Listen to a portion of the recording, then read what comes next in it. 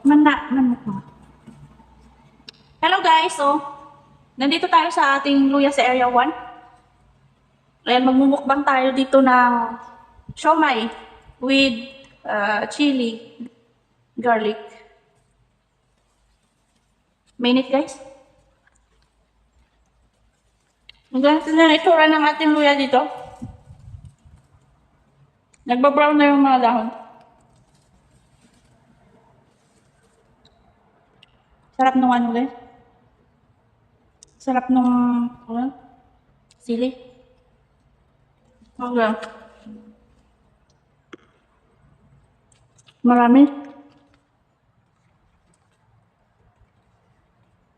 Ayan o.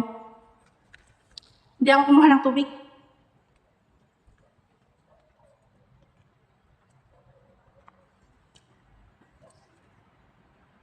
Maraming sili.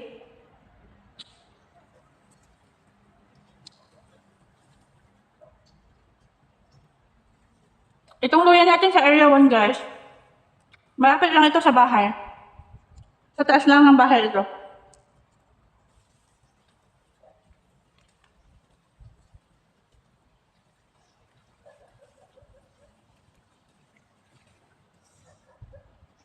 Kita nyo yung sili guys. Marami.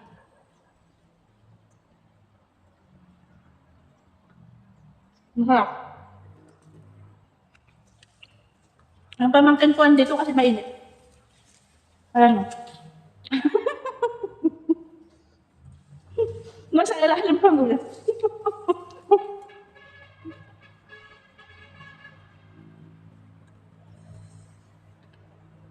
Sarap yung sili.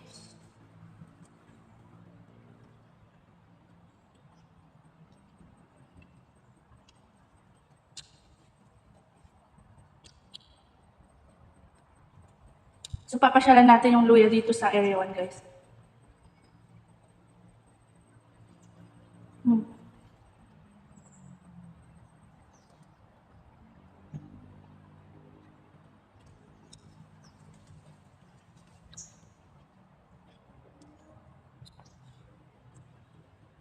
Nalalanta na yung mga dahon ng luya natin dito. Nakikita na yung mga laman.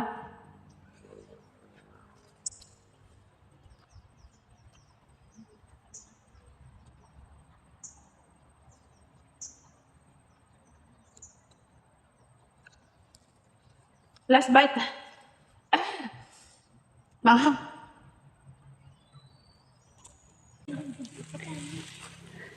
So, ayan guys, o yung pamangkin ko. Nasa ilalim. Kasi mainit. So, ayan yung ating luya. Nagsilabasan na guys yung mga laman niya. Meron pa dito guys, oh. Ayan. So, halos lahat guys. Lumabas na yung mga laman. So, ayan, malinis sa ilalim.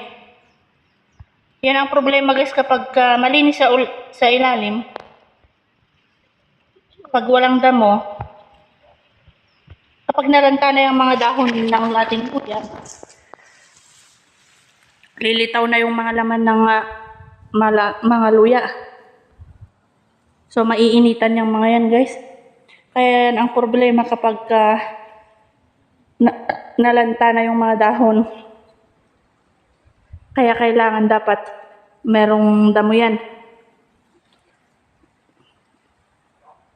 Para pantabing sa sa luya.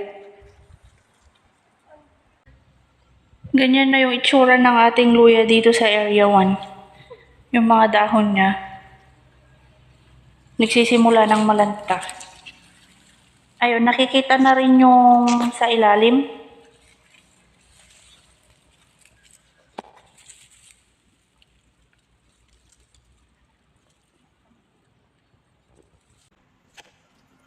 Ayan, nakikita na yung mga bunga niya, mga laman.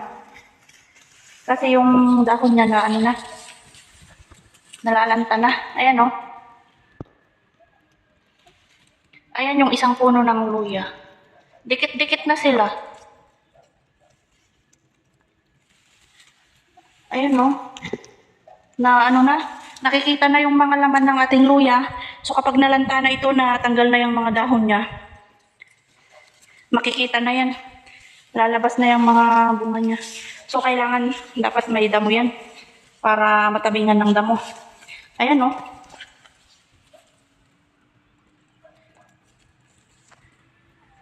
Lumalabas na.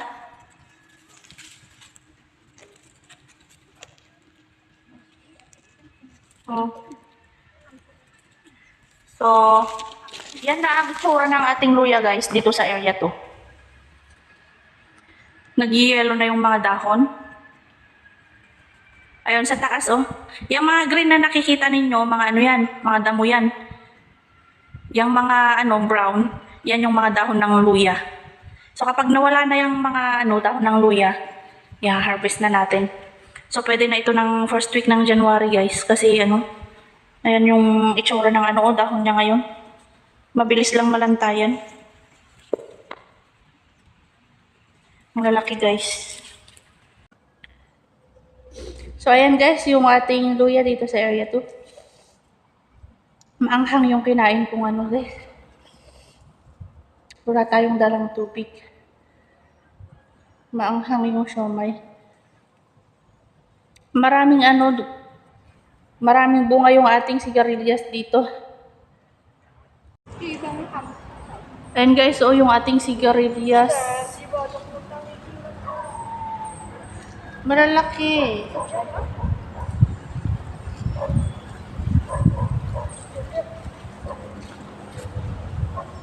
Ayan. So hindi tayo nakakuha ng ating lalagyan. So ayan yung ate ko at saka yung pamangkin ko. Tignan nyo guys yung ano, hanggang ano nila. Hanggang leeg yung dahon. So dito sa baba guys, medyo green pa yung dahon.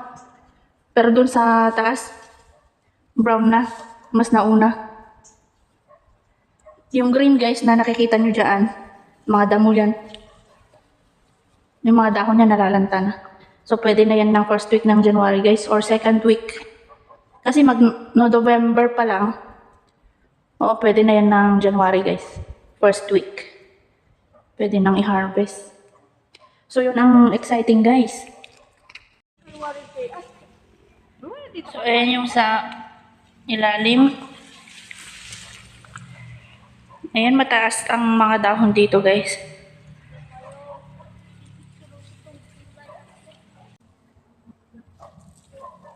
Mataas yung dahon ng luya dito guys.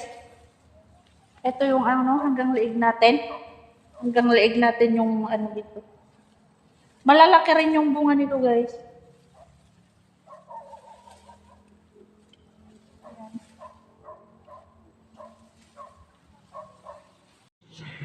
Ayan, may nakita tayong ano dito.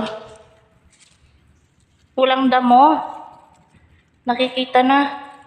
Kitang-kita yung laman ng ating luya. So, dapat takpan natin ng ano yan. Matakpan natin ng damo.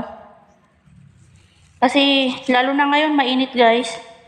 Kakainin ng init yan. Mabubulok yan guys kapag ano, hindi natakpan. So, tatakpan natin.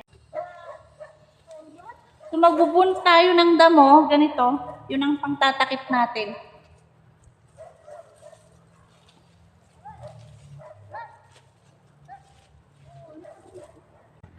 Ito yung gulay guys na ano, parang munggo.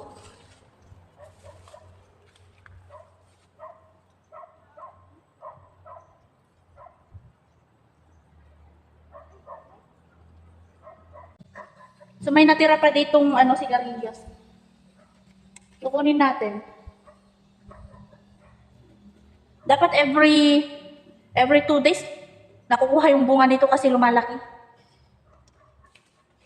Mabilis siyang lumaki. Ayan guys, oh. Kukuha pa tayo. Hindi ako nakapagdala ng plastic.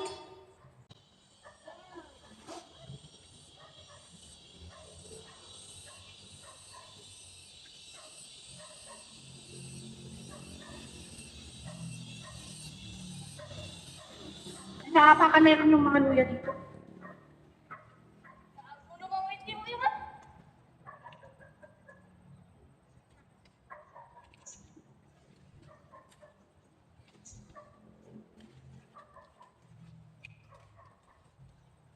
Nakuhanan na to kanina ng ate ko pero marami pa rin natira.